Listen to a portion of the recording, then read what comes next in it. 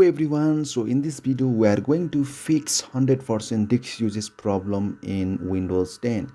If you are also using Windows 10 and if you are using hard disks, then this type of the problem may occur in your laptop or in your PC. Okay, so 100% disk usage is a common problem for hard disk user.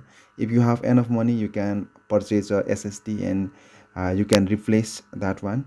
But today in this video I am going to show you a easy and quick method. So first of all, you have to turn on the defragment drive option, and you have to select the operating system C, and you have to click in the optimize.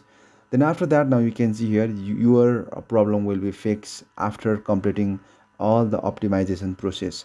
Just you have to click in the optimize, and after that, after completing all the steps from this window, you can easily fix this problem. Thank you so much.